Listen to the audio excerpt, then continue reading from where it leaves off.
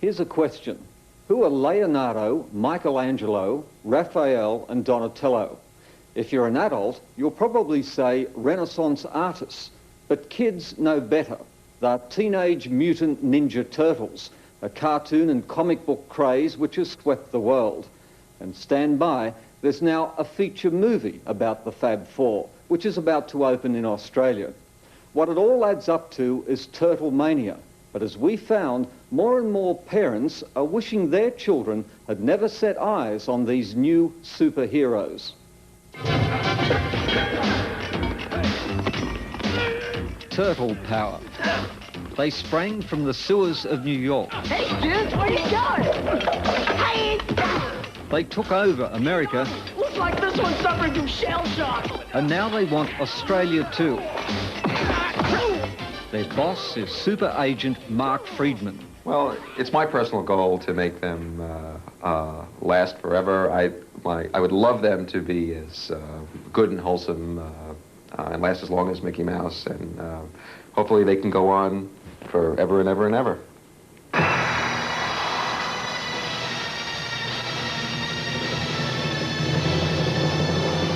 Seven years ago, Peter Laird and Kevin Eastman couldn't get a job drawing comics, so they came up with a spoof of all the usual superheroes.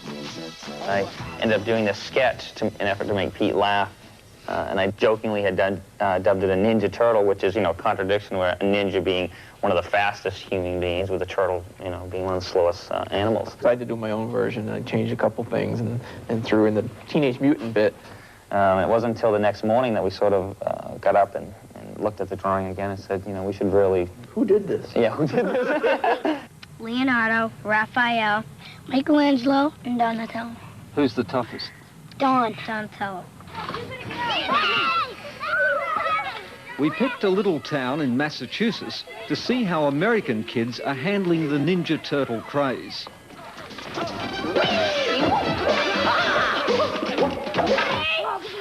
No doubt what these kids love about the Ninja Turtles.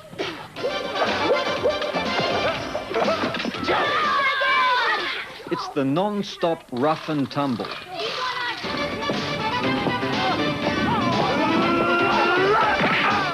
Yeah, it's wicked rough, like violent. And then two turtles came by and hit shells at each other and they crushed the guy's head. Hey! Wait for me! Whoa! God, I love being a turtle! It's this year's violent film for kids. Psychiatrist Dr. Tom Radecki of the International Coalition Against Violent Entertainment. He's seen the film and hates it. There's 193 acts of violence in this film, the majority committed by the turtles themselves. It's a very violent film. You don't get the feeling of that because it's very lighthearted, it's fun. You bash this guy, you bash that guy, you throw a weapon at this guy, you throw a weapon at that guy, you knock this guy out. I mean, they're knocking dozens of guys out. Nobody gets hurt.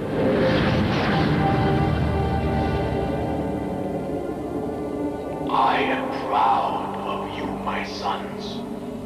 Tonight, you have learned the final and greatest truth of the ninja.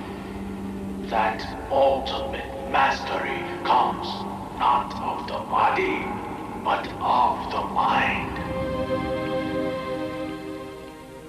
Anybody can be a Ninja Turtle. You just got to buy the right stuff. It's hot in there.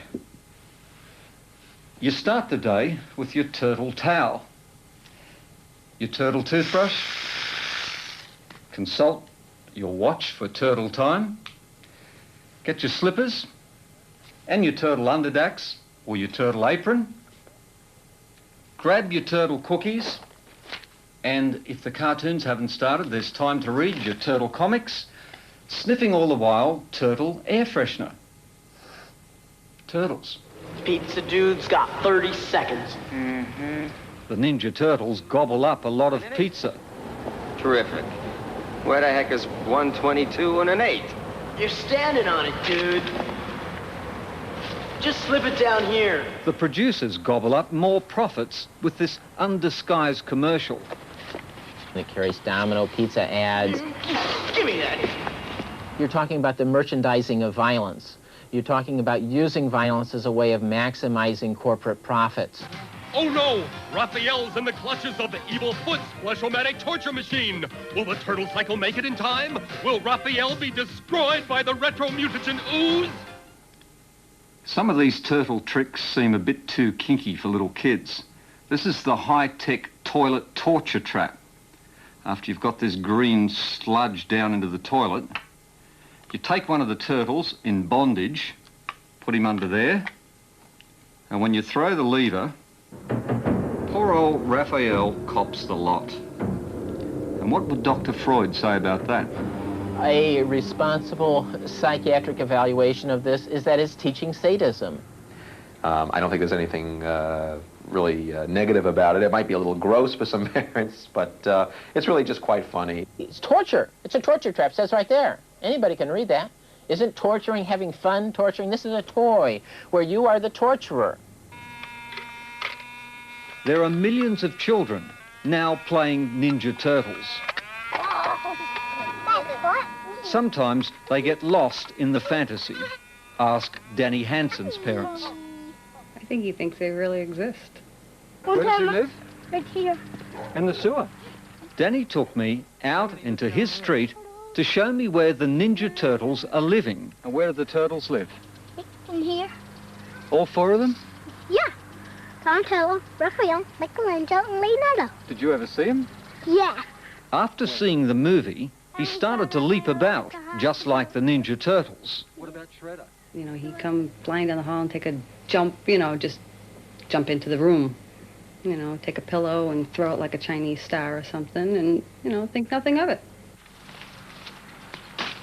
Danny showed me his other secret hideouts.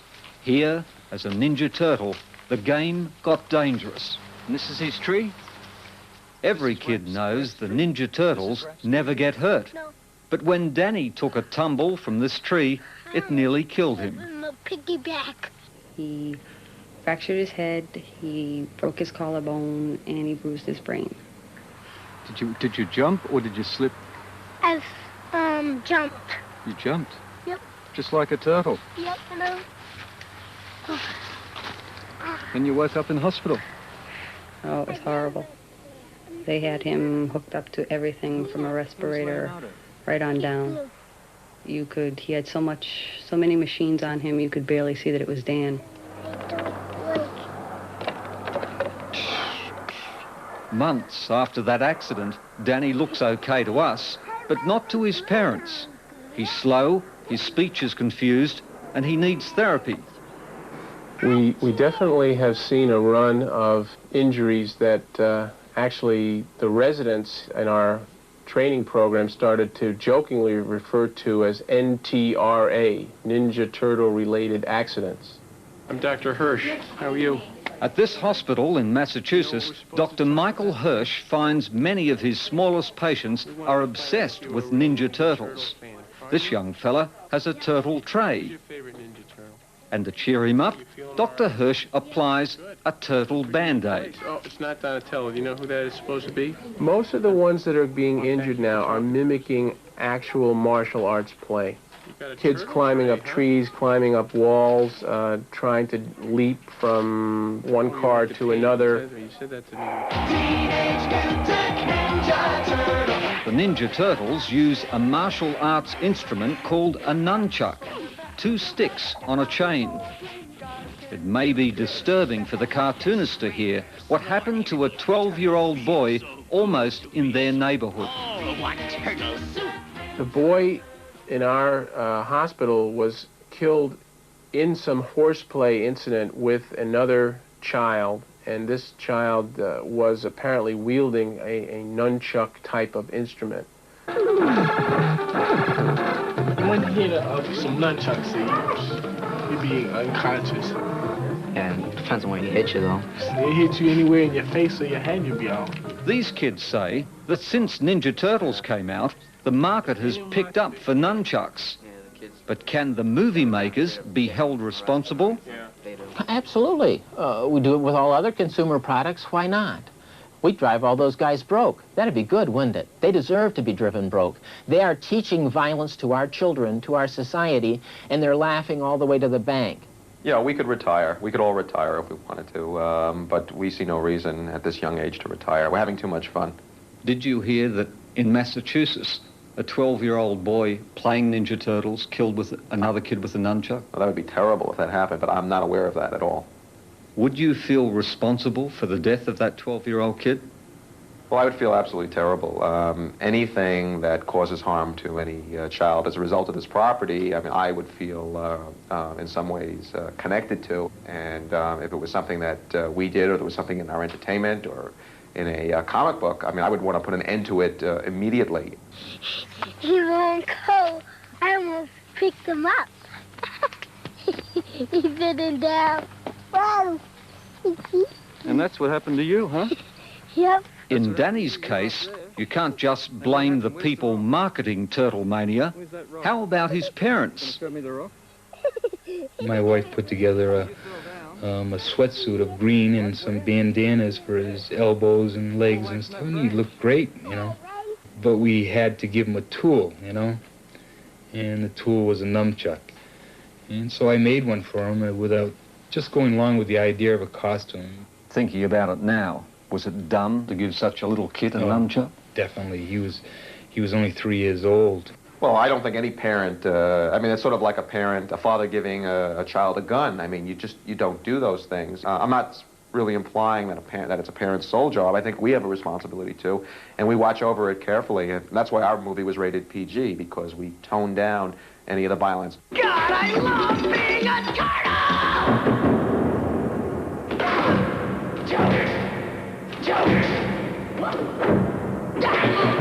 No film that teaches violence powerfully should be given a PG rating. At what age would you let your children see Ninja Turtles? Oh, I wouldn't let them at any age. As an American expert on violence in the media, Dr. Radecki has given advice to Australia's Broadcasting Tribunal. In fact, here in America, the average child by age of 18 will have enjoyed 32,000 murders and 40,000 attempted murders on his home television set. You can't enjoy that massive diet of violent entertainment and not be affected. Girls on a half shell, they're on a mission. When there's a battle, got the enemy wishing that they stayed at home. Instead of fighting these ninja masters with moves like lightning. Like it or not, Turtlemania is here. Maybe Australian kids and their parents can learn from the American experience. Do you think parents should let their kids see the movie? That's a hard question. I would say because of the violence, no. It's a personal choice, but I have opted not to allow my children to see the movie.